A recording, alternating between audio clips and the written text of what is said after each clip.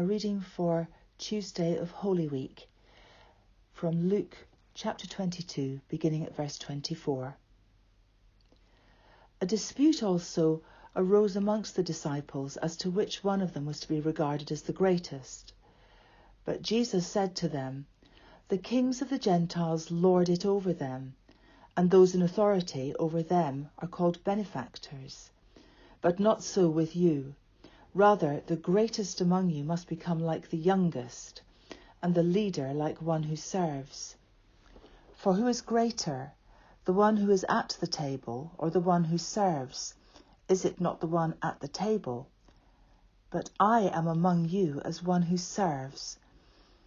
You are those who have stood by me in my trials, and I confer on you, just as my Father has conferred on me, a kingdom, so that you may eat and drink at my table in my kingdom, and you will sit on thrones judging the 12 tribes of Israel.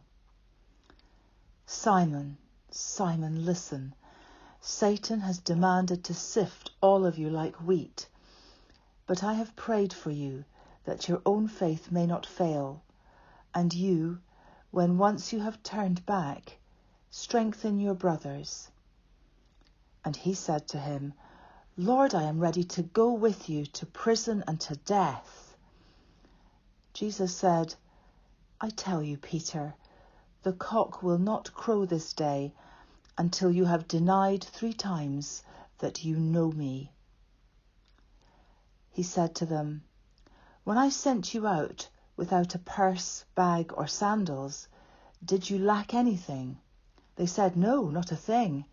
He said to them, "But now the one who has a purse must take it, and likewise a bag, and the one who has no sword must sell his cloak and buy one. For I tell you, this scripture must be fulfilled in me." And he was counted among the lawless. And indeed what is written about me is being fulfilled. They said, "Lord, look, here are 2 swords." He replied, "It is enough." He came out and went, as was his custom, to the Mount of Olives, and the disciples followed him. When he reached the place, he said to them, "Pray that you may not come into the time of trial."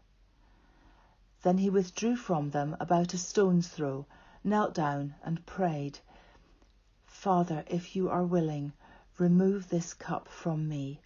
Yet not my will, but yours be done." Then an angel from heaven appeared to him and gave him strength. In his anguish he prayed more earnestly, and his sweat became like great drops of blood falling down on the ground. When he got up from prayer, he came to the disciples and found them sleeping because of grief. And he said to them, "Why are you sleeping? Get up and pray that you may not come into the time of trial." While he was still speaking, suddenly a crowd came, and the one called Judas, one of the 12, was leading them. He approached Jesus to kiss him, but Jesus said to him, "Judas, is it with a kiss that you are betraying the Son of Man?" When those who were around him saw what was coming, they asked, "Lord, should we strike with the sword?" Then one of them struck the slave of the high priest and cut off his right ear. But Jesus said, "No more of this," and he touched his ear and healed him. Then Jesus said to the chief priests, the officers of the temple police, and the elders who had come for him, "Have you come out with swords and clubs as if I were a bandit? When I was with you day after day in the temple, you did not lay hands on me. But this is your hour and the power of darkness."